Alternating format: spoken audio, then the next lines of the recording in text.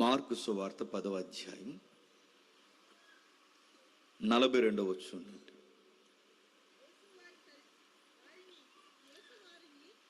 యేసు వారిని తన యొద్దకు పిలిచి వారితో ఇట్లనెను, అన్యజనులలో అధికారులని ఎంచబడిన వారు వారి మీద ప్రభుత్వము చేయుదురు, వారిలో గొప్పవారు వారి మీద అధికారము చేయుదురని మీకు తెలియను. మీలో అలాగ ఉండకూడదు.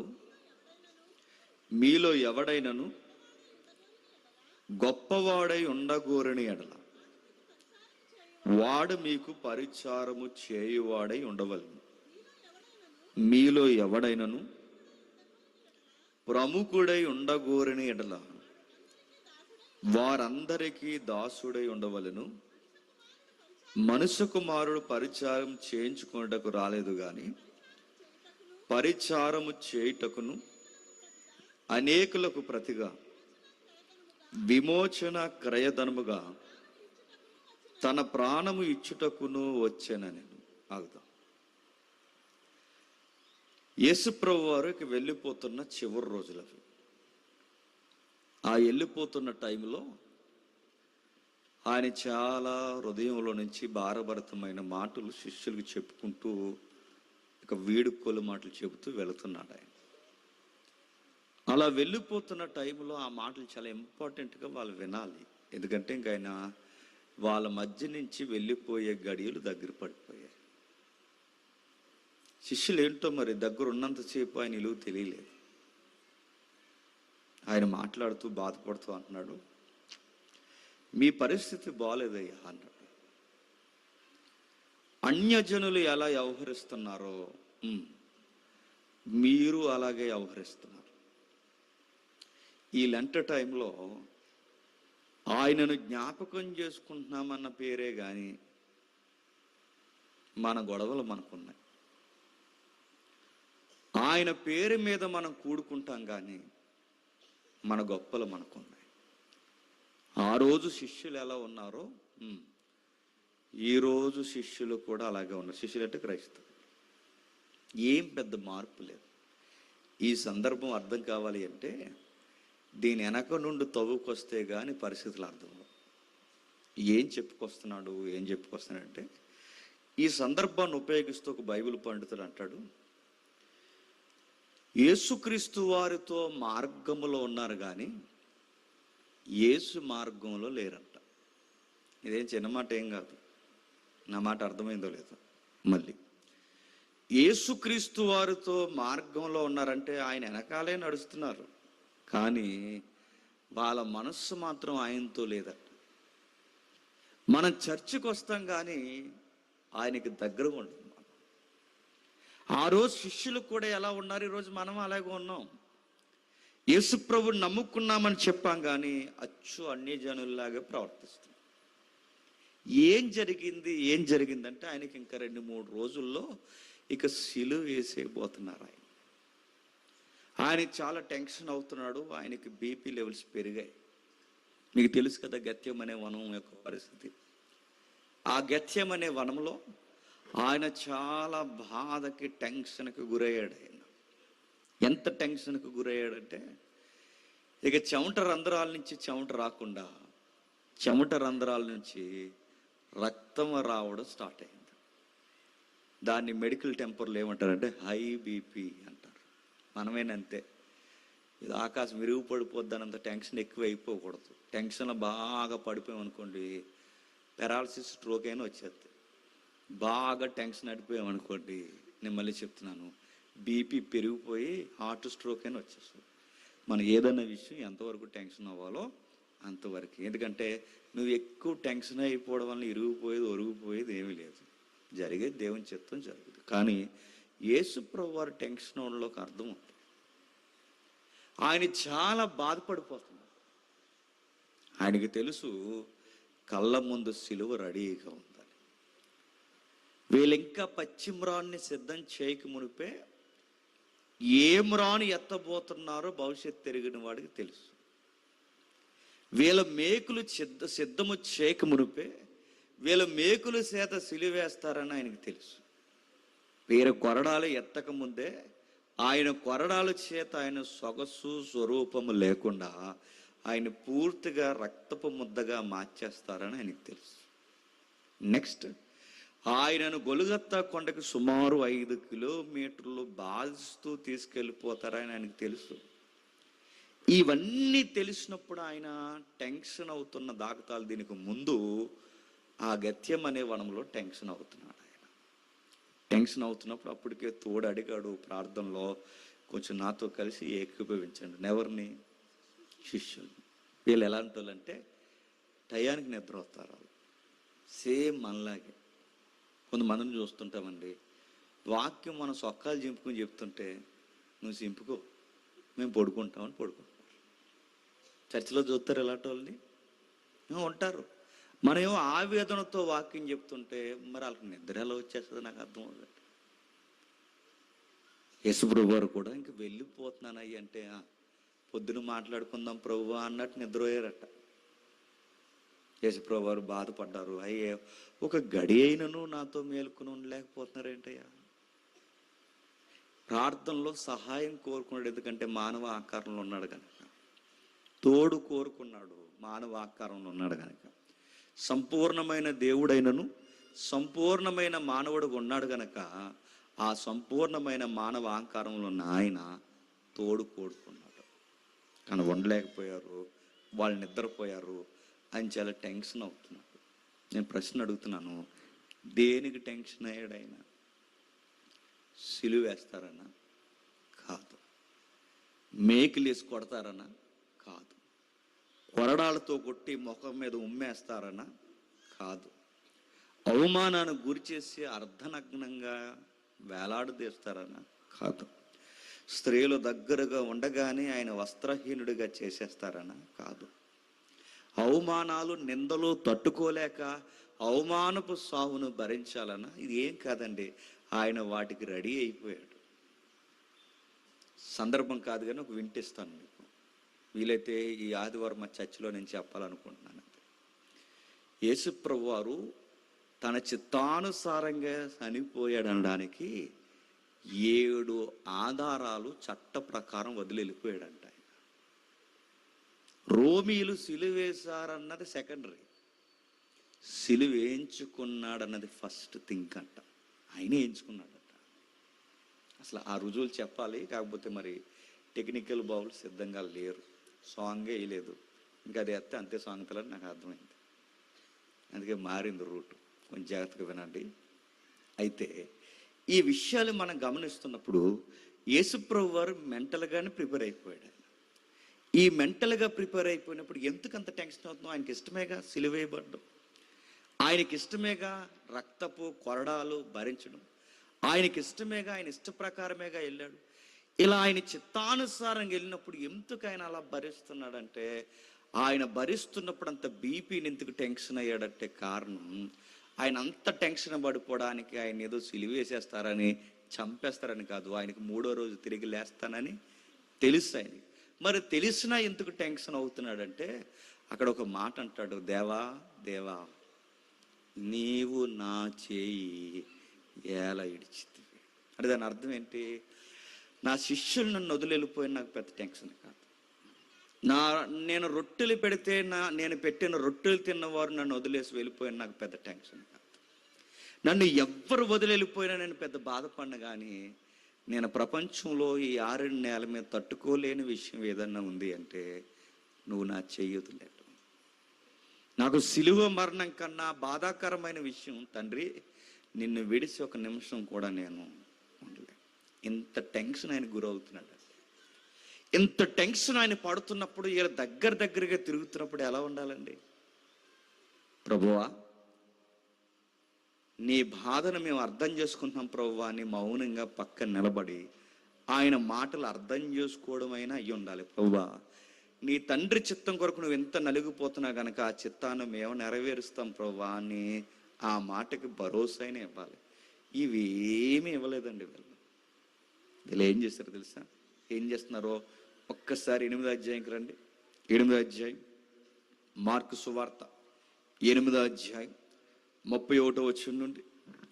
మార్కు సువార్త 8వ అధ్యాయం 31వ వచనం నుండి.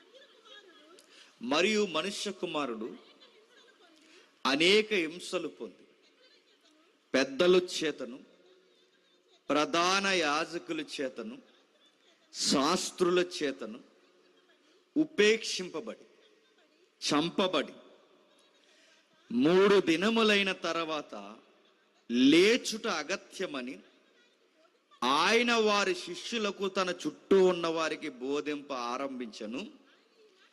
ఆయన ఈ మాట బహిరంగంగా చెప్పెను. పేతురు ఆయన చేయబట్టుకుని ఆయనను గద్దింపసాగాను.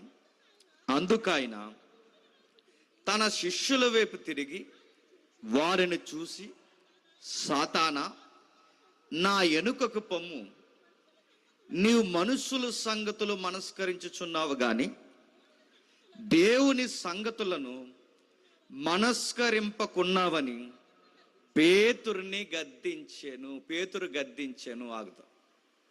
యేసుప్రభు వారు ఏం చెప్తున్నారండి? ఇదిగో కొన్ని రోజుల్లో నన్ను ఏం చేయబోతున్నారంటే నన్ను కొరడాల చేత కొడతారు, నన్ను దారుణంగా హింసిస్తారు, పెద్దల చేత, ప్రధాన యాజకుల చేత, శాస్త్రుల చేత నేను ఉపేక్షింపబడి చంపబడి 3వ దినాన్ని నేను లేస్తానన్న ప్రభువా, ఇది తండ్రి చిత్తమని మాకు అర్థమైంది. ఈ తండ్రి చిత్తానికి నువ్వు తలదించడం నీ చిత్తమని మాకు అర్థమైంది. నీకు సపోర్ట్గా మేము ఉంటాం ప్రభువా అంటే బాగుండండి. అనలేదు. ఏమంటున్నారు? యేసు మార్గంలోనే ఉన్నారు కానీ యేసు మార్గంలో చెప్పండి లేరు. వారు లేరు అనడానికి దాఖలాలు ఏంటో తెలుసా? ఆయన ఏం మాట్లాడుతున్నాడు, ఈ పెద్ద మనిషి ఏం మాట్లాడుతున్నాడు. కొంతమంది ఉంటారండి, కూడా ఉంటారు కానీ ఆ కూడా ఉన్న ఆ కుటుంబ విషయాలు బుర్రకి ఎక్కించుకోరు. అరే, ఇంట్లో మీ అయ్యి అంత కష్టపడుతుంది, నీ బుర్రకి ఎక్కదా? అంత వినేమంటాడంటే, నువ్వు నాకు కొంటావా కొనబట్టావు. ఇలాంటి కొడుకుని కన్నందుకు వాళ్ళు ఏమనుకుంటారండి? కుటుంబ యజమాని ఆడు రెక్కల ముక్కలు చేసుకుని పడుతుంటే ఆ రెక్కల ముక్కల కష్టం వెనకాల అర్థం చేసుకోలేని భార్య ఉన్నప్పుడు అతని మనసు ఎలా ఉంటుందండి? అర్థం చేసుకోలేని పిల్లలున్నా, అర్థం చేసుకోలేని భర్త ఉన్నా, వెనకాల మరలా చెప్తున్నా ఇలాంటి అర్థం చేసుకోలేని మోక ఎక్కువైతే ఆ తలకాయ చాలా బాధపడుతుంది. ఆయన ఎంత ఎమోషనల్గా చెప్తున్నాడు ఆ ప్రసంగం. ఆయన ఎవడ గొప్పవాడనే మార్గం మధ్యలో ఒకడుతో ఒకడు వాదించిర్రు. మనలో ఎవడు గొప్పవాడని 12 మంది శిష్యులు వాదించుకుంటున్నారట. క్వశ్చన్ అడుగుతున్నాను, చెప్పండి, ఏమని వాదించుకుని ఉంటారండి? ఇప్పుడు 12 మంది ఉన్నారండి, ఏమని వాదించుకుని ఉంటారు? పేతురే ఉన్నాడు అనుకోండి, పేతురు ఏమని వాదించుంటాడు? రేయ్, పరలోక రాజ్యం తాళాలు ఎవడికి ఇచ్చాడురా? ఎవడికి ఇస్తా అన్నాడు? నాకు. అందరూ ఉండగా తాళాలు నాకు ఇస్తా అన్నాడు అంటే ఎవడు గొప్పడురా? చెప్పండి, నేనే గొప్ప. సైలెంట్ అయిపోడు, ఏమనుకుంటున్నారు అన్నాడు. మిగిలిన యోహాన్ అంటాడు మీవు గొప్పేటి తాళాలు ఇచ్చుకుంటే? అసలు తాళాలు ఎవరైతే ఇచ్చారో ఆయన రొమ్ము మీద ఆనుకునేది ఎవరు? యోహాన్ అయిన నేను. ఆయన హృదయానికి దగ్గరగా జారబడేది నేను కాబట్టి, ఆయనకి దగ్గరకు ఉండేది నేనే కాబట్టి మన అందరిలో ఎవడు గొప్పోడు? నేనే గొప్ప. ఇంకా నేను అడుగుతున్నాను, లేదు అందరికన్నా గొప్ప నేనే. అసలు ధర్మశాస్త్రం అవుపోసిన బట్టినోడు నేను, నతానియేలు. మెస్సయ్య కొరకు ఎదురు చూసింది నేను అక్కడ ఉండగానే నన్ను గుర్తించింది. నన్ను ఎంత బాగా గుర్తింది, నన్ను నేను పరిచయం చేసుకోకుండానే నన్ను గుర్తుపట్టి నీవు ఎవరి కొరకు ఎదురు చూస్తున్నావో ఆయన నేనే అని నతానియేలుగా నన్ను పిలిచాడు. నేనే గొప్ప అని నతానియేలు. నేను ఉదాహరణ చెప్తున్నాను ఏం జరుగుంటుంది. ఇంకా నేను చెప్తున్నాను, ఇంకొకడు ఉంటాడు, ఆడు తెక్కలోడు. ఆడేవాడు ఇస్కరియోతు యోధ. ఆడేమన్నాడంటే, పేతురు నిన్ను నమ్మాడు ఆయన? యోహాను నువ్వు ఎంత హృదయానికి దగ్గరకు నిన్ను నమ్మాడు ఆయన? ఇదిగో నిన్ను నమ్మాడా? అసలు మీ 11 మందిలో ఎవరినైనా అసలు డబ్బులు చెంచి ఎవరి దగ్గర పెట్టాడు? డబ్బులు చెంచి ఎవరి దగ్గర? నమ్మిన వాళ్ళ దగ్గర కదా పెడతాడు. నన్ను నమ్మాడు కాబట్టి నా దగ్గర పెట్టాడు. అయినా మీ అందరికన్నా ఆయన దృష్టిలో ఎవరు గొప్ప చెప్పండి? నేనే గొప్ప. ఇలా గొడవలు పెట్టేసుకుంటున్నారండి. ఎక్కడ? మార్గము మధ్యలో. వీళ్ళు ఎలా ఉన్నారు చెప్పనా? అచ్చు మనకలాగా ఉన్నారండి. అచ్చు మనకి ఎంత సభ చేస్తున్నారు వసంతరావు గారు. పొరపాటున ఎవరినైనా పొగడ్డం మర్చిపోయాడు, వసంతరావు గారికి వసంతకాలం పోద్ది, వర్షాకాలం వచ్చేస్తుంది. నేను నిజంగానే చెప్తున్నాను. యేసు ప్రభు కూడా ఉన్నారనుకుంటాం, కానీ నేను మళ్ళీ చెప్తున్నానండి, అన్నీ కోరుకుంటాం. మనకు పేరు కావాలి, మనల్ని పొగడాలి, మనకు పేట వెయ్యాలి, మనకి ఏదన్నా కావలసిన ఆ పలుకులు రాకపోతే మనకు మనస్సు బాగోదు. ఇవన్నీ ఎలా అచ్చు శిష్యులాగే పొగడుతులుగా చిటుబాని ఎందాక అందరు నన్ను పొగుడుతుంది, నాకు పొగిడితే అది రకంగా ఉంటుందండి. ఈ రామం లేకుండా సేవ చేస్తున్నాడే, ఈ రామం లేకుండా చేయకపోతే మరి ఏం చేస్తాం? ఆయన పిలిచాడు మనల్ని, చెయ్యాలి. మరి అది చెప్పుకోవడానికి బాగున్నా కానీ ప్రభు దృష్టికి ఒరే జేమ్స్ కొంచెం బాగానే డబ్బా కొట్టేస్తున్నారు అని అడిగితే నేను మళ్ళీ అడుగుతున్నాను. ఆయన అభిమానంతో చెప్తున్నానులేండి, నాకు ఎకారంగా ఉంటుంది అని నేను తప్పట్లేదు. కానీ ఈసారి ఎవరు చెప్పకండి, నన్ను పిలిచినప్పుడు అన్న వచ్చాడు తమ్ముడు వచ్చాడు అంతే, అయిపోయింది. రోజు 3 మెసేజ్ చెప్తున్నాడు, రోజుగారు మెసేజ్ చెప్తున్నాడు అంటే చెప్పకపోతే ఎరా చెప్పవా అని అడిగాడు అనుకో, నేను ఏం చేయనండి? రెస్ట్ ఇమ్మంటావంటే. శిష్యులు కూడా ఎలా ఉన్నారంటే పొగడొత్తులు కోరుకునేలా ఉన్నారు, వాదించుకుంటున్నారు మార్గం మధ్యన, ఒకడికొకడు వాదించుకుని వాళ్ళందరూ చూడండి. ప్రభు వచ్చి అడిగాట, దేనికోసం మీరు వాదించుకుంటున్నారంటే సైలెంట్ అయిపోయారట. మార్గం మధ్యలో ఇష్టానుసారంగా మాట్లాడుకున్నారు. మీరు దేనికోసం గొడవ పెట్టుకుంటున్నారంటే వాళ్ళు ఏం మాట్లాడతలేదు. ఎందుకంటే మీరు దేనికోసం మాట్లాడుకుంటున్నారంటే మాలో ఎవడు గొప్ప అని మాట్లాడుకుంటున్నామంటే ప్రభు సి అంటాడని చెప్పండి. సైలెంట్ అయిపోయి ఊరుకున్నారట. ప్రభు అన్నాడు, గద్దించాడు, అయినా మీకు విషయం అర్థమవట్లేదు, నా దగ్గర ఎవడైనాను గొప్పవాడై ఉండాలంటే చిన్న బిడ్డల వలె ఉండాలయ్యా అన్నాడు. చిన్న బిడ్డలంటే షెడ్యూల్ వేసింది తిరగమని కాదు. చిన్న బిడ్డలంటే చిన్నపిల్లలు గొప్ప పేరు ఎలా అయితే కోరుకోరో నా వెనకాల ఉన్నవారు కూడా మీరు అలాగే ఉండాలి. 8వ అధ్యాయంలేమో పేతురు తన గొప్ప చూస్తున్నాడు. 9వ అధ్యాయంలేమో చెప్పండి శిష్యులు తమ గొప్ప ఎవరు గొప్పవాడని కోరుకుంటున్నాడు. 10వ అధ్యాయంలో చూడండి, 10వ అధ్యాయంలో ఏం చేస్తున్నారు? ఎందుకు చదివిస్తున్నా మీకు అర్థం చదవండి. 10వ అధ్యాయంలో 35వ వచనం నుండి 10వ అధ్యాయం, జబదయ కుమారులైన యాకోబును యోహానును ఆయన యొద్దకు వచ్చి, బోధకుడా, మేము అడిగినదెల్లా నీవు మాకు చేయగోరుచున్నావా? ఆయన, నేను నీకేమి చేయగోరుచున్నాను అని వారిని అడిగాను. వారు, నీ మహిమయందు నీ కుడివైపున ఒకడును నీ ఎడమ వైపు ఒకడును కూర్చుండునట్లు నాకు దయచేయమని చెప్పిరి. యేసు, మీరు ఏమి అడుగుచున్నారో మీకు తెలియదు. నేను త్రాగుచున్న గిన్నెలోనిది మీరు త్రాగుటైనను, నేను పొందుచున్న బాప్టిజము మీరు పొందుటైనను మీ చేతనగున అని వారిని అడగగా వారు మా చేతనగుననిరి. ఇక్కడేమంటున్నారండి?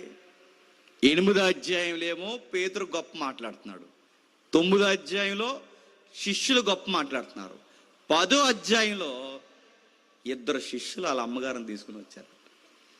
వాళ్ళ అమ్మగారిని తీసుకుని వచ్చి ఏమంటున్నారంటే, ప్రభువా, జబదయి కుమారుల యాకోబు యోహాను ఆయన యొద్దకు వచ్చి, బోధకుడా, మేము అడిగినదల్లా నీవు మాకు చేయగోరుచున్నావా అని చెప్పగా ఆయన, నేను ఏమి చేయగోరుచున్నారని వారిని అడుగను. వారు, నీ మహిమయందు నీ కుడివైపు ఒకడును నీ ఎడమ వైపు ఒకడును కూర్చున్నట్లు దయచేయమని చెప్పాను. క్వశ్చన్ అడుగుతున్నాను, చెప్పండి. వాళ్ళు అడుగుతున్న ప్రశ్న ఏంటి చెప్పనా? ప్రభు, నువ్వు చనిపోతా అంటున్నావుగా, చనిపోయిన తర్వాత సింహాసనం పక్కన 2 చైర్లు ఉంటాయి కదా, నీ పక్కన కుడివైపు చైర్ మాకుని ఎడవైపు చైర్ మా తమ్ముడికి ఇచ్చేయండి. వాళ్ళ అమ్మతో కూడా రికమెండేషన్. వాళ్ళ అమ్మ అంటుంది, బాబు అటువైపు చైరు పెద్దోడికి ఇచ్చే, ఇటువైపు చైరు చిన్నోడికి ఇచ్చే. నడుతున్నాను, ఇదేం కోరికలండి? ఇలాంటోళ్ళు సంఘాల్లో ఉన్నారంటే ఈరోజు ఉన్నారు, మళ్ళీ అడుగుతున్నాను, ఆ రోజు ప్రభువు దగ్గరే ఉన్నారు. ప్రభువు దగ్గరే తిరుగుతూ ఏమని మాట్లాడుతున్నారు చూడండి. వాళ్ళ అమ్మ చెబుతుందట, లేదా వాళ్ళ అమ్మ ద్వారా వాళ్ళు అడుగుతున్నారు. ఏమని అడుగుతున్నారో, నీ కుడి వైపున ఒకడును, నీ ఎడమ వైపు ఒకడును. బాధపడే విషయం ఏంటి చెప్పనా? ఇప్పుడు ఏ సందర్భాలైతే 3 మనం చూసామో 3 సందర్భాల్లో కామన్గా మాట్లాడిన ఒక మాట ఉందండి. కామన్గా మాట్లాడిన మాట ఏంటో తెలుసా?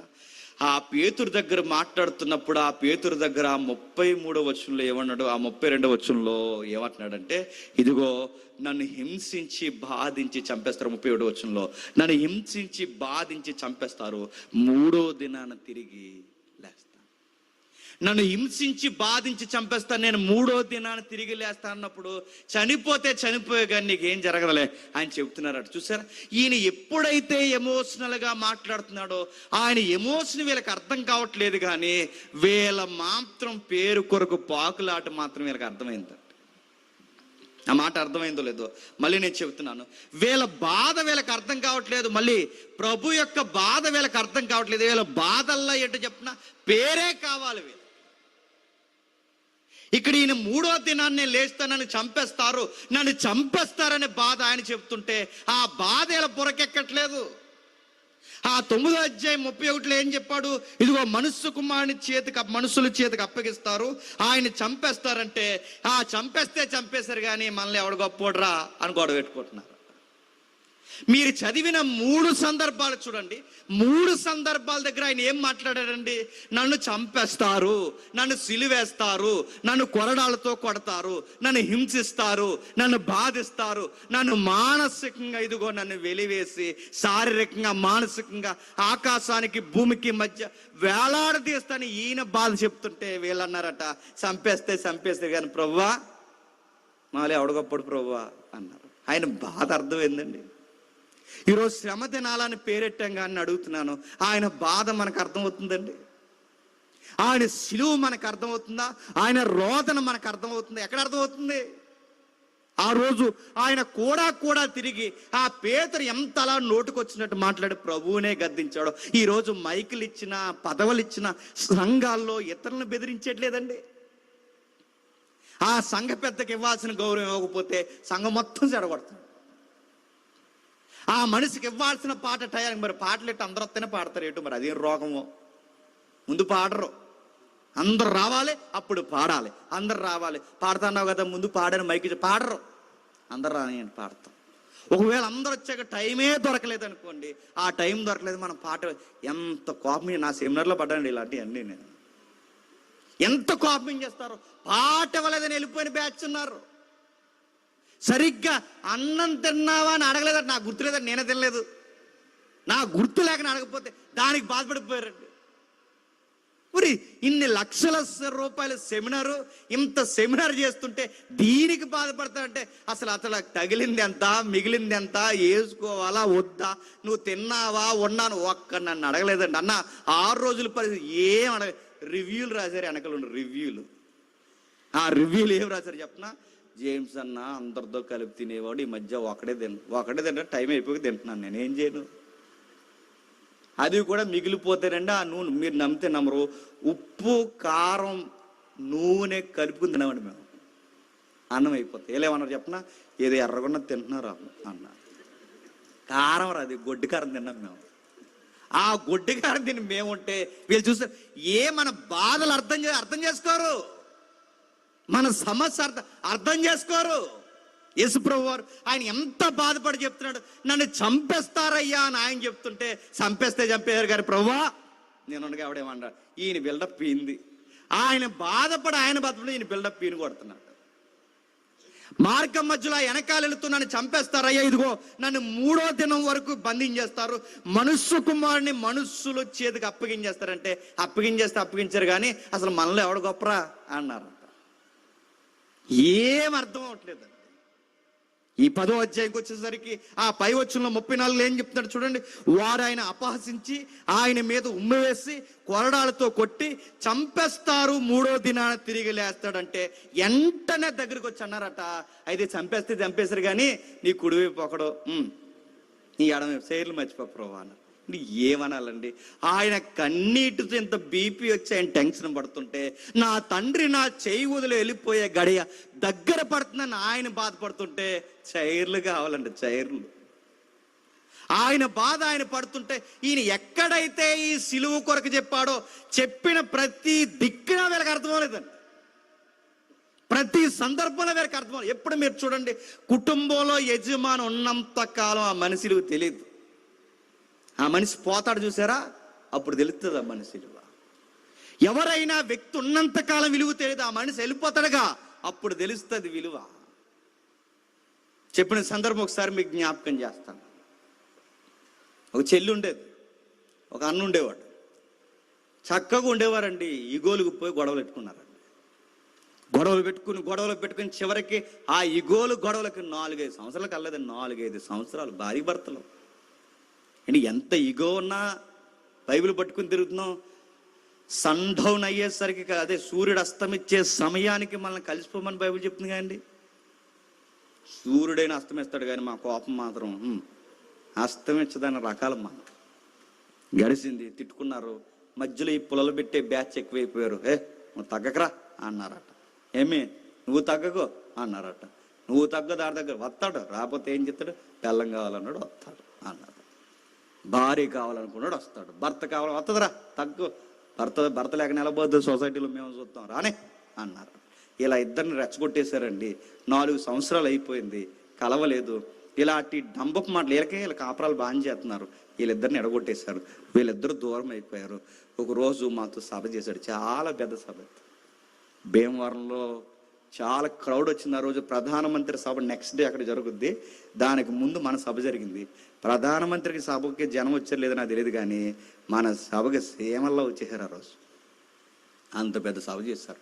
విలేకరులు వచ్చారు, లోకల్ హెల్డర్స్ వచ్చారు, అందరూ వచ్చి కూర్చున్నారు. చక్కగా జరుగుతుంది. ఆ జరుగుతున్నప్పుడు సభ సక్సెస్ అయింది, బాప్టిజాలు తీసుకున్నారు. ఎవరో వచ్చో మాట చెప్పారు, అన్న సభ బాగానే చేశాడు కానీ వాళ్ళ ఆవిడతో కాపురం చేయట్లేదు, 4 సంవత్సరాలు అయింది అన్నారు. గుండెల్లో రాయడిపోయింది నాకు.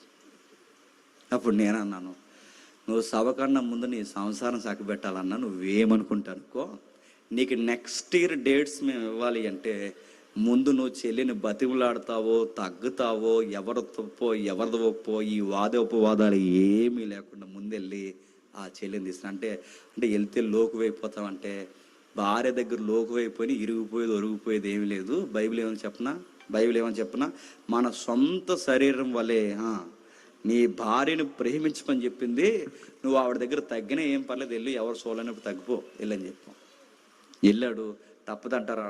నువ్వు మాతో ఉండాలంటే, మేము నీతో ఉండాలంటే నువ్వు వెళ్ళి తనకు క్షమాపణ చెప్పు. ఆవిడకి మనస్సాక్షి పని చేస్తే లేదండి నేనే తప్పు చేశానని ఆవిడే క్షమాపణ చెప్తాను. ఎందుకంటే మనం తగ్గుతా వెళ్ళాను. బాధపడ్డారు. ఎప్పుడైతే ఇలా తగ్గి వెళ్ళాడో ఆవిడే బాధపడిపోయింది. అనవసరంగా నేను బాధ పెట్టానండి అని. ఇద్దరు కలుసుకున్నారు.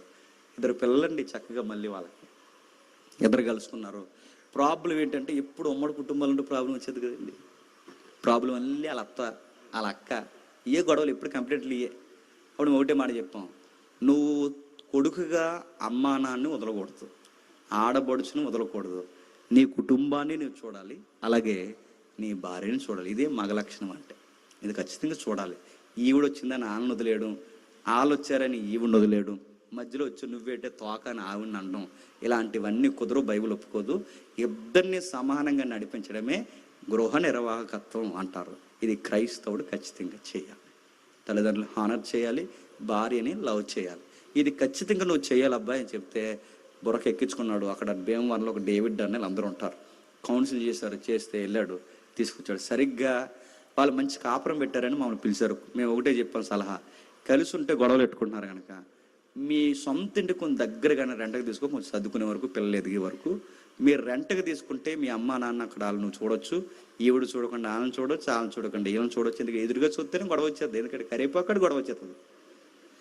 ఇది సలహా కొన్ని సంవత్సరాలు పాటించి అప్పుడు సర్దుకుంటే పిల్లలు ఎదిగాక వీళ్ళకి బరువులు బాధ్యతలు పడినప్పుడు, బరువులు ఉన్నప్పుడు ఇంకేమి బుర్ర కనబడవు. ముందు బరువు ఉండాలి. ఏ బరువు లేకపోతే అన్ని గొడవలు ఎక్కువ ఉంటాయి. వాళ్ళు ఎదగని అప్పటి వరకు అని చెప్పాం. ఈ లోపల కొత్త ఇల్లు తీసుకున్నారండి. కొత్త కాపురం స్టార్ట్ చేసినట్టు అది ఎంత బాగుందో. కొత్త పెయింట్లు వేశారు, కొత్త కర్టెన్స్ కట్టారు, కొత్త బెడ్షీట్ చేశారు, కొత్తగా ఉంది. మంచి ఫ్లేవర్స్ కొట్టారు. మామూలు పిలిచారు. వెళ్ళిన వెంటనే కొత్తగా పెళ్ళిళ్ళకి ఇంట్లోకి వెళ్తే ఎలా ఉంటుందో అలా ఉందండి ఆ ఇల్లు అంతా.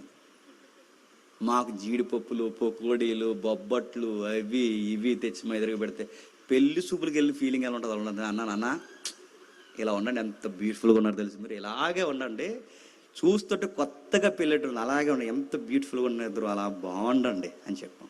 ఉన్నారండి. సరిగ్గా 18 రోజులకి ఆ అన్న గుండెపోటుతో చచ్చిపోయాడు. సరిగ్గా 18 రోజులు చనిపోయాడు. అప్పుడు గొల్లు నేర్చిందండి. 4 సంవత్సరాలు పిచ్చోలు మాటలు విని నేను దూరం అయ్యాను.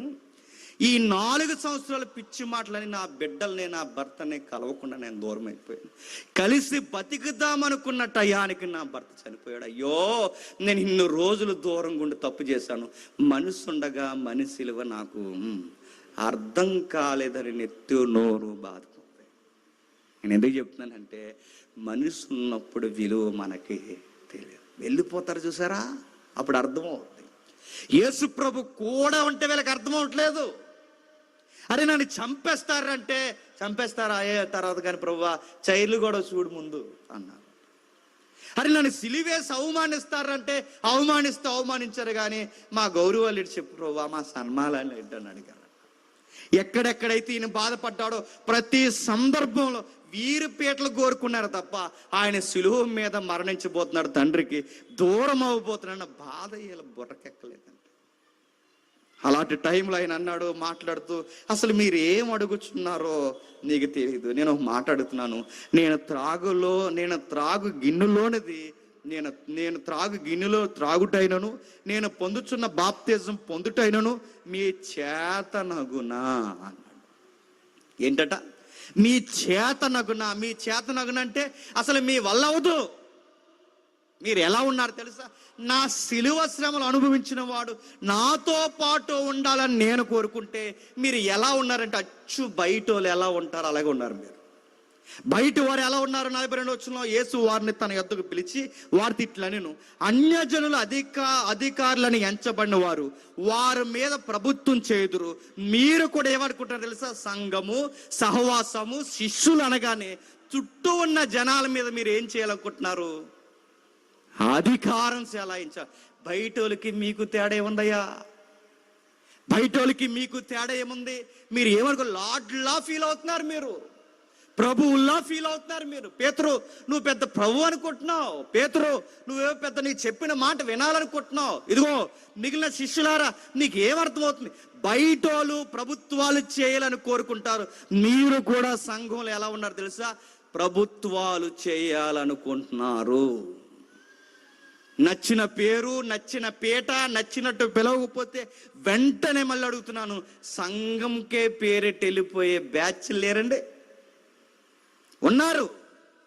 నేను మళ్ళీ చెప్తున్నాను, సంఘంలో అధికారాలు ఇవ్వకపోతే వాళ్ళ అధికారాల కొరకు ఉన్న వారిని అజమాయిషీ చేసేవాళ్ళు లేరండి. ఈరోజు లెంట డేస్ 40 రోజులని పేరు పెట్టుకుని నేను అడుగుతున్నాను. అన్నీ జరిగేవి లెంట డేస్లోనే గొడవలు ఎక్కువైపోతాయి. ఆయన సిలువ వేయబడ్డాడు, ఆయన మరణించాడు, తిరిగి లేచాడు. అరే ఆయన యొక్క నీతి మార్గంలో మనం నడవాలని ఆలోచించే తక్కువ. 7 మాటల్లో ఒక మాట అయినను మాకు ఇవ్వలేదని గొడవ పెట్టుకునే వాళ్ళు ఎక్కువ. అన్ని మాటలు అలా చెప్పేదారేంటండి? మాకు మాట ఇవ్వరని గొడవ. ఇలా ఒక మాట ఇవ్వాలి, లేకపోతే ఒక పాట ఇవ్వాలి, లేకపోతే పిలవాలి. ఈ 40 రోజుల శ్రమ దినాల్లో అత్యధికంగా ఉపవాసం ఉన్నది ఎవరంటే ఎవరు? ఇదిగో ఈ పలానా ఏరమ్మ ఉంది, పిలవండి. ఏరమ్మ గారిని గౌరవించారు. ఎవరు లేరుగా ఇక్కడ పేరు ఒడికల్లా వచ్చింది. పలానాను గౌరవించాడు. ఎంత ఉపవాసం అంటే అందరూ మనం ఓఆర్ఎస్ తాగేసాం కానీ ఇప్పుడు ఓఆర్ఎస్ తాగలేదు, షుగర్ అని తాగలేదు, అంతే చచ్చిపోద్ది. లేకపోతే షుగర్ ఎక్కువైపోయి ఆ ఉపవాసాన్ని పొగడాలి, ఆ పొగడ్తలు కావాలి. ఆ రోజు కూడా వాళ్ళు ఎలా ఉన్నారు చూడండి. అన్యజనులు ప్రభుత్వాలు ఎలా చేస్తారో మీరు అలాగ ఉన్నారు. వారిలో గొప్పవారు వారి మీద అధికారం చేయదురు. మీరు కూడా గొప్పలు ఎందుకు కోరుకుంటున్నారంటే ఇతరుల మీద అధికారాలు చేయాలని కోరుకుంటున్నారు. నా వెనకాల తిరిగారు కానీ మీకు అర్థం అవ్వలేదు. మీలో అలా ఉండకూడదు. మీలో ఎవడైనను గొప్పవాడై ఉండగోరిని ఎడల వాడు మీకు పరిచారము చేయువాడై ఉండవలను. మీలో ఎవడైనను ప్రముఖుడై ఉండగోరిని ఎడల వాడందరికీ దాసుడై ఉండవలను. నాలో నా మార్గం నుండి ఎవడైనా గొప్పవాడు అవ్వాలనుకుంటే గొప్పవాడెప్పుడు చిన్నవాడవ్వాలి. నా మార్గంలో అధికారిగా మీరు ఉండాలి అంటే ముందు మీరు చేయాల్సింది ఇతరుల యొక్క పాదాలు కడగాలి. చిన్నవాడై ఉండాలి. ఉన్నారా? ఎంత బాగా తాగడు చెప్పిన. అసలు ఎదుటోడు మాట అంటేనే పడని పేతురునట ఆ చెరసాల్లోకి తీసి ఆ కాళ్ళకి బండేసి బిగించి కొరడాలతో కొట్టి గట్టిగా చేతులతో కొట్టి బయటికి నిలబెట్టి పెద్దల సభలో నిలబెట్టి ఇంకొకసారి యేసుక్రీస్తు కొరకు చెప్పావో నీ సావు చూస్తావంటే అప్పుడు యేసుప్రభు అన్నాడట, మీరు నన్ను కొట్టినా తిట్టినా నన్ను బెదిరించినా నన్ను ఎంతగా నన్ను ఇబ్బంది పెట్టినా నేను కన్న వాటిని ఎన్న వాటిని చెప్పలేదు. పేతురు ఎంత బాగా ఎలా మారాడు. ఒకప్పుడు ఎవడైనా పోలీసుడు వస్తే నరికేసేవాడు. ఇప్పుడు పోలీసులే కాదు సామాన్యులు కొడితే ఇంత బాగా ఎలా మారాడంటే పేతురు మారడానికి కారణం పేతురు ఒకటి చూశాడు. ప్రభువు చెప్పింది జ్ఞాపకం వచ్చింది. పేతురు ఏం చూశాడు? ఆయన తిరిగి లేవడం చూశాడు. ఆయన చెప్పిన మాటలు ఇదిగో ఆయన పదే పదే మాతో ఉన్నప్పుడు చెప్పాడు. ఏమని చెప్పాడు? నేను 3వ దినాన తిరిగి లేస్తాను, నేను 3వ దినాన తిరిగి లేస్తాను, నేను 3వ దినాన తిరిగి లేస్తాను. ఆయన పదే పదే చెప్పాడు. 3వ దినాన తిరిగి లేస్తాను బతుకుండగా చెప్పినప్పుడు అర్థం అవ్వలేదు, కానీ ఆయన 3వ దినాన తిరిగి లేచినప్పుడు అర్థమైంది. మేరీ మగ్దలేని చూసిన తర్వాత పరుగుడు శిష్యుల దగ్గరికి వెళ్ళి ఆయన లేచాడని చెప్తే అప్పటికే వీళ్ళు నమ్మలేదట. ఏం లేచాడు? మేము కూడా చూస్తాం అన్నారట. ఎవరు? రండి ఆ సమాధి ఖాళీగా ఉంది చూడండి అంటే పరుగున వచ్చి చూశారు. ఆ బండ తొలగింపబడి లోపల టవలో విడిచిపెట్టబడి ఆయన ప్రేత వస్త్రాలు అక్కడే పడిపోయి ఉంటే ఆ లోపలికి వెళ్ళి చూశారట. ఆశ్చర్యపోయారు. వెంటనే బయటకు వచ్చి వారి కన్న వాటిని ఎన్న వాటిని చెప్పడానికి బయలుదేరంటే ఆయన మరణించి తిరిగి లేచేంత వరకు శిష్యులకి చెప్పండి బుర్రకెక్కలేదు అసలు యేసుప్రభు అంటే ఏంటో. చాలామంది ఈ శ్రమ దినాల్లో ఒక ఫోటో ఎక్కువ మనం చూస్తాం. ఫోటో ఏంటో తెలుసా? ఆ శ్రమ దినాల్లో యేసుప్రభు బండేలా తొలగించి బండ మీద వేసి నిలబడి ఉంటుంది. నేను క్వశ్చన్ అడుగుతున్నాను, ఆయన బండ ఏం తీసుకోలేదు, ఎవడు ఊహించేసేసాడు అలాగా. ఎందుకంటే ఆయన ప్రేత వస్త్రాలతో ఉండగానే వస్త్రాలు అక్కడే ఉన్నాయి, ఆయన లేడు. అంటే మూయబడిన బండ మూయబడి ఉండగానే, కట్టిన సంఖ్యలు కట్టబడి ఉండగానే, బయట సైనికులు అలా ఉండగానే, ఎక్కడున్నా అక్కడ ఉండగానే ఆయన ఏది ఓపెన్ చేయకుండా బయటకు వచ్చేసాడు. ఖాళీ సమాధి. మరి ఎందుకు బండను తొలగించాడంటే బండను తొలగించింది ఆయన బయటికి రావడానికి కాదు, మరి శిష్యులు వెళ్ళి ఆయన లోపల లేడని చూడడానికి. మీరు కావాలంటే మళ్ళీ ఒకసారి ఇంటికి వెళ్ళిన తర్వాత రిఫరెన్స్ చదవండి. పేతురు శిష్యులు వెళ్ళి చూసి ఆయన ఇక్కడ లేడని తెలుసుకోవడానికే తప్ప ఆయనకి బండడ్డు కాదు, ఆయనకి వస్త్రాలడ్డు కాదు, ఆయనకి సంఖ్యలడ్డు కాదు. మూయబడిన తలుపులు మూయబడి ఉండగానే లోపలికి వెళ్ళిన వాడికి మూయబడిన బండ మూయబడి ఉండగా బయటికి రాగలడు. మూయబడిన తలుపులు మూయబడి ఉండగానే లోపలికి వెళ్ళిన వాడు మూయబడిన బండ మూయబడి ఉండగానే బయటికి రాగలడు. ఇది మనకు అర్థమైతే ఆ సమాధి ఎందుకు ఆ బండ తొలగింపబడిందంటే నమ్మని శిష్యులు, అర్థం చేసుకోలేని శిష్యులు, యేసుప్రభు యొక్క మనస్సును గ్రహించలేని శిష్యులు చూసి ఇప్పుడైనను బోధపడాలని పేతురు యాకోబులు పరుగునెళ్ళి, పేతురు యోహాన్లు పరుగునెళ్ళి ఆయన లోపల ఉన్నాడో లేదో ఒంగుని చూసారట. యోహాన్ 2 అడుగులు లోపలికి వెళ్ళి ఆయన ఉన్నాడా అని చూస్తే లేడు. అప్పుడు అర్థమైంది తమతో చెప్పిన సంగతులన్నీ మరిగిన మళ్ళీ పరుగున మార్గాన్ని వస్తుంటే ఆ మార్గం మధ్యలో కనబడప్పుడు చెప్పాడు, ఇప్పుడైనను మీకు అర్థమైందా అని. అప్పుడు బాధపడిందండి. ఎప్పుడైతే వాళ్ళకి బాధపడిందో అప్పుడు అన్నారు, నేను త్రాగు గిన్నెలోనిది మీరు తాగుతారంటే దాని అర్థం ఏంటి చెప్పినా, నేను పొందే శ్రమలు నా నిమిత్తం మీరు పొందుతారంటే అప్పుడు అర్థమైంది, మేము పొందుతాం ప్రభువా, మేము పొందుతాం. ఎలా చనిపోడు తెలుసా? పేతురు ప్రభువుని నిలువుగా సిలివేశారు. సంఘ చరిత్ర చెప్తుంది. పేతురు అడిగాడట, నా ప్రభువుని నిలువుగా సిలివేశారు, నాకు అర్హత లేదు, నన్ను తల క్రిందులుగా సిలివేశాడు అన్నాడు. ఘోరంగా చనిపోయాడు. ఈ పేతురేనా ఒకరోజు ప్రభువుని గద్దించిన పేతురంటే ఆ పేతురే పునరుద్ధానం తర్వాత మారిపోయాడు. ప్రభు ఉన్నంత కాలం ప్రభు ఏంటో వాళ్ళకి అర్థం అవ్వలేదు. ప్రభు వెళ్ళిపోయిన తర్వాత ప్రభు వాళ్ళకి అర్థమైపోయి, ప్రభు కోరుకున్నట్టుగా మనం లేము, మనం ఎవరిని గద్దించకూడదు, ఎవరు మనల్ని నిందించినను మనమే తలదించుకోవాలి తప్ప మనం ఎవరిని ఏమనకూడదు. ఇది ప్రభు యొక్క మనసు అని మారిపోయారు. యోహాను ఎలా చనిపోయాడండి? ఘోరంగా ఇబ్బంది పెట్టారు, ఘోరంగా బాధ పెట్టారు. తీసుకెళ్ళి చలచలా కాగుతున్న సంఘ చరిత్రలో నమోదు చేయబడ్డాయి. కాగుతున్న నూనెలోకి ఇసిరేశారు. అయినా యోహానికి ఏం లేదు. తీసుకెళ్ళి కొట్టేశారు, యోహానికి ఏమి లేదు. హింసించేశారు, యోహానికి ఏమి లేదు. పొడిచారు, యోహానికి. ఇంక ఈ మనిషిని మనం ఏమీ చేయలేకపోతున్నామని తీసుకెళ్ళి పద్మాసు దీపంలో ఒంటరిగా పడేసేసారు.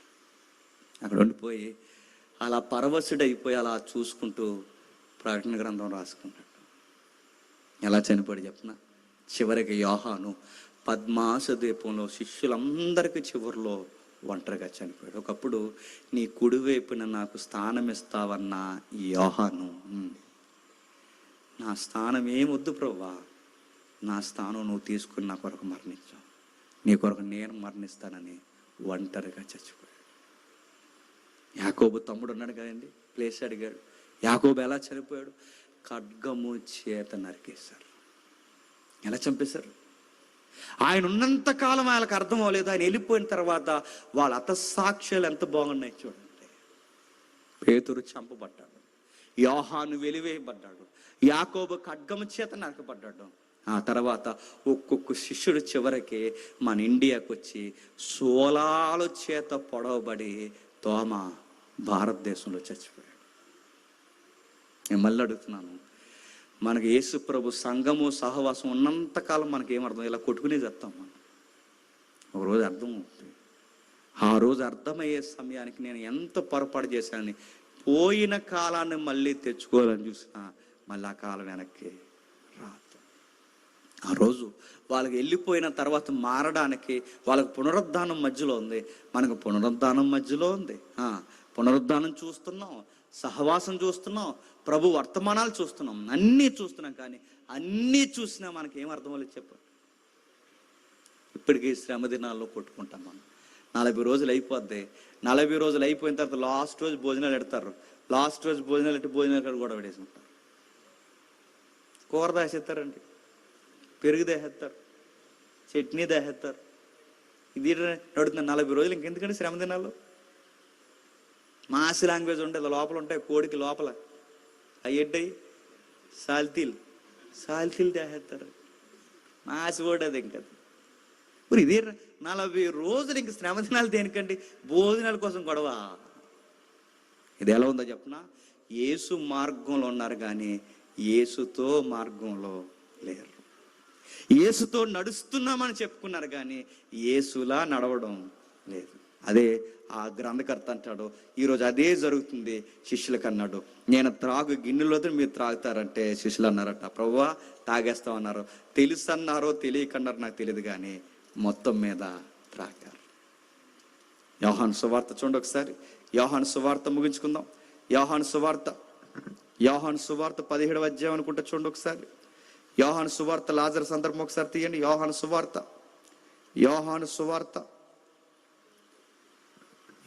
సువార్త లాజరు లేచిన సందర్భం మనకు ఒకటి ఉంటుంది చూడండి. యోహాను సువార్త 20వ అధ్యాయం. యోహాను సువార్త 20వ అధ్యాయం 7వ వచనం చూద్దాం. ఈ సందర్భం చూసి అక్కడికి వెళ్దాం. నారబట్టలు పడి ఉండుటయు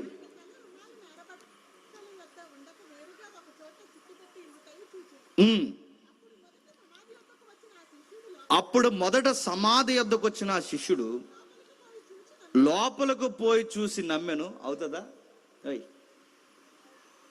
టెక్నికల్ బ్యాచ్ అవుతుందా? అవదా? సెలవు. ఓకే చే. ఆయన మృతుల్లో నుండి లేచుట అగత్యమును వారు ఇంకను, అక్కడ ఒక పదం రాశాడు చూడండి, నారబట్టలు వేరుగా పడుండుటయు ఆయన తల రుమాలు నారబట్టి ఉండక వేరుగా ఒక చోట చుట్టబడి ఉండుటయు చూశాను. లాజర్ సమాధి మీకు తెలుసు కదండి. లాజర్ని బయటికి రమ్మని వెంటనే ఎలా వచ్చాడట? ఎలాగున్న వస్త్రాలతో అలా బయటకు వచ్చాడట. ఎలా ఉన్న వస్త్రాలతో అలా బయటకు వచ్చాడు. కానీ గుర్తుపెట్టుకోండి, లాజరు బయటకు వచ్చినప్పుడు ఎలా వచ్చాడంటే ఎలా చుట్టబడిన వస్త్రాలు, పేద వస్త్రాలు అంటే తెలుసుగా, పైనుంచి కింద వరకు అలా రౌండ్గా చుడతారు వాళ్ళకి. ఎలా ఉన్న వస్త్రాలతో అలా వచ్చారట. కానీ యేసు ప్రభు తిరిగి లేచినప్పుడు ఆయన వస్త్రాలు అక్కడ ఉండిపోయాడు. ఒక రచయిత ఏమన్నాడంటే, లాజరు లేచింది తిరిగి లేచి మళ్ళీ జీవితంలోనికే లెగిశాడు గనక ఆ వస్త్రాలతోనే బయటకు వచ్చాడు. యేసు ప్రభు తిరిగి లేచింది మళ్ళీ ఈ జీవితంలోనికి లేవలేదు గనక ఆ వస్త్రాలు అక్కడే వదిలేశాడు. చాలా పెద్ద మాట అండి అది. అంటే ఆయన తిరిగి లేచింది ఈ జీవితంలో కాదు, అంటే మళ్ళీ చనిపోయే జీవితంలో కాదు. లాజర్ లేచింది మళ్ళీ ఈ జీవితంలోకే లెగిచాడు కనుకే, ఈ జీవితంలోకి వచ్చాడు కనుకే మళ్ళీ చచ్చిపోయాడు. లేదంటే లాజరు నిత్యం బతుకుండాలి. లాజరు ఈ జీవితంలోకే వచ్చాడు కాబట్టి లాజరు లేచినప్పుడు వస్త్రాలు కూడా పెట్టుకుని వచ్చాడు. పేతురు చూస్తుండగా, యోహాను చూస్తుండగా, యాకోబు చూస్తుండగా ప్రభు వస్త్రాలు అక్కడే ఎడబడ్డాయి. వస్త్రాలు ఎక్కడెందుకు వదిలేశాడంటే ఆయన లేచింది 60 ఏళ్ళ జీవితంలో కాదు, మరి అనంతమైన జీవితంలోకి లేచాడు. ఆ వస్త్రాలే చెబుతున్నాయట ఆయన అనంతమైన జీవితం. అప్పుడు అర్థమైందండి శిష్యులకి, అయ్యో ఆయన తిరిగి లేచింది ఈ జీవితం కొరకే అని. 3వ దినాన్ని లేస్తాను, నేను 3వ దినాన్ని లేస్తానంటే వీళ్ళు ఏమనుకున్నారంటే మళ్ళీ లేచి మనతో కనబడతాడు అనుకున్నారో, లేకపోతే పూర్తిగా నమ్మారో లేదో, కానీ వీళ్ళు చెప్పింది చెప్పిన ఇక ఎప్పటికీ మరణించిన జీవితంలోనికి లేస్తారు. అందుకే మీరు చూడండి, అది కళ్ళతో వారు చూశారు కనుకే వాళ్ళు ఫిక్స్ అయిపోయారు. ఇంకా మాకు పదవులు వద్దు, అధికారాలు వద్దు, మాకు పిలుపులు వద్దు, అసలు ఈ భూమి మీద మాకు ఇంకేమి వద్దు, మేము తిరిగి లేవాలి, మళ్ళా మేము ఆ అమరత్వంలోకి, ప్రభువు లేచిన అమరత్వంలోకి మేము వెళ్ళాలి అంటే ఇదిగో ఆయన కొరకు సిలువ వేయబడినను మాకు ఇష్టమే అన్నారు. తల మీద కత్తి పెట్టి యాకోబు తల నరికేస్తున్నప్పుడు యాకోబు ఎందుకు స్వాగతించాడు? ప్రభు తిరిగి లేచాడు, ఆయన వచ్చినప్పుడు నన్ను కూడా తిరిగి లేపుతాడు. పేతురు సిలువ వేయబడుతున్నప్పుడు సిలువను ఎందుకు ఒప్పుకున్నాడు? ఇదిగో నా సిలువ వేయబడిన ప్రభు తిరిగి లేచాడు, ప్రథమ ఫలముగా ఆయన లేచాడు, ఆయన వచ్చినప్పుడు నన్ను కూడా తిరిగి లేపుతాడు. బలముగా నమ్మారు. మరి మనము సరిగ్గా ఈ రోజుల్లోనే అనుకుంటాను, సమాధుల దగ్గరికి వెళ్తారు, వెళ్ళి ఏం చేస్తారండి? ఆడ ఆ రోజుగానే లేచిపోతాడేమని ఆడి దగ్గర బోటి గోంగూర పెట్టారట. ఆడి దగ్గర లేచి తింటాడాడు. తింటే పెడతారా మీరు అడుగుతున్నాను? ఇష్టమైన కూరలు, ఇష్టమైన స్వీట్లు, మరి ఎక్కడి నుంచి వస్తుందండి సంస్కృతి? అటు వెంటనే లేచిపోవాలండి, వెంటనే అటు పెట్టిన వెంటనే లేచిపోయి బొడి గోంగూర తెచ్చారా అనాలి. గోంగూర ఉండదు, గిన్నె ఉండదు, ఎవడుంటూ పారిపోతాడు వెంటనే. నేను అడుగుతున్నాను, మళ్ళీ మనుషులు లెగితే గోంగూర తినరు, గుర్తుపెట్టుకోండి. వాళ్ళు లేచేది ఈ జీవితంలోకి లేవరు, ఈ స్పీడ్లు తిన్నాక లేవరు, ఈ అట్టిపళ్ళు తిన్నాక లేవరు, ఈ కొవ్వొత్తులు వెలిగించడానికి లేవరు, ఈ జీవితంలోకి లేవరు. మరి ఏ జీవితంలోకి లేస్తారు? ఆకలైనను, దప్పుకైనను, ఎండైనను, వడగాలైనను, ఏ వ్యాధి బాధ కన్నీరు లేని ఒక జీవితంలోకి లేస్తారు. ఆ జీవితంలో ఇక ఏ ఆహారంతో పని లేదు, అసలు వ్యాధులు ఉండవు, ఆకులు ఉండవు, అలాంటి జీవితంలోకి లేకపోతున్నారు.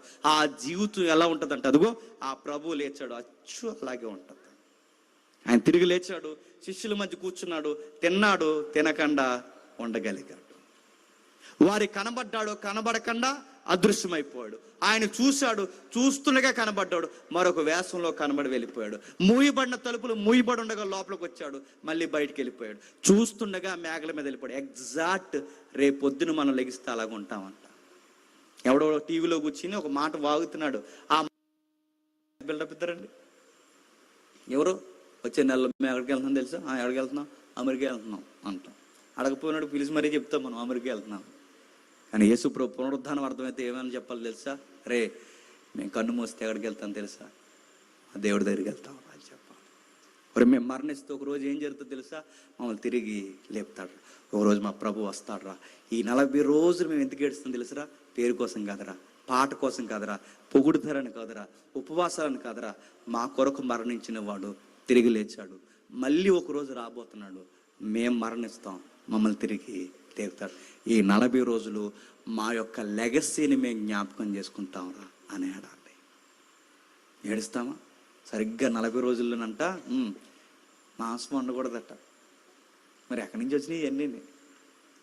మాంసం ఒకటే వండరు, కానీ లాస్ట్ రోజు గట్టిగా వండుతారు. 40 రోజులనంట ఏ శుభకార్యం చేయరట. ఎందుకు నడుతున్నాను? ఏదో అరిష్టం జరిగిపోద్దని తప్ప, అరే ప్రభు శ్రమ పడిన కాలం జ్ఞాపకం చేసుకుంటున్నారు, ఆయన శ్రమ పడుతున్నప్పుడు మనం సంతోషపడడం ఏంట్రా అని కాదు పాయింట్. అలాగైతే మంచిదే, అంతేకాదు పాయింట్. ఎందుకు? ఏదో జరిగిపోద్దని భయం. నేను మళ్ళీ అడుగుతున్నాను, ఈ 40 రోజులు ఏం జ్ఞాపకం చేసుకుంటున్నారు? శిష్యులు కూడా తిరిగి ఏం జ్ఞాపకం చేసుకున్నారో తెలుసా? మాకు ఏమి ఇస్తావు ప్రభు అని అడిగారు. ఆయన తిరిగి లేచాడు, ప్రభు మాకు ఏమి ఇవ్వద్దు, మేమే నీకు ప్రాణాలు ఇచ్చేస్తాం, మా పేరు ఇచ్చేస్తాం, మా జీవితాన్ని ఇచ్చేస్తామని బలైపోయారు. నేను అడుగుతున్నాను, అన్యజనులు బయట అధికారాలు కోరుతారు, అన్యజనులు బయట పేరు కొడతారు, అన్యజనులు బయట ఏలాలనుకుంటారు. మనం దేవుని పిల్లలం. మనం ఏ పనుల జోలికి మనం పోయినా మనం దేవుని ఎదుట మనం ఉండాల్సింది తగ్గించుకుని ఉండాలి. బైబిల్ ఒక సూత్రం చెప్పిందండి, నువ్వు వర్దెల్లాలనుకుంటున్నావా? తగ్గించుకుని యథార్థంగా ఉండు, యథార్థవంతులు వర్దెలుతారు. అంతే. దేవుడు మిమ్మల్ని దీవించును గాక. ఆమె ప్రార్థన చేసుకుందాం.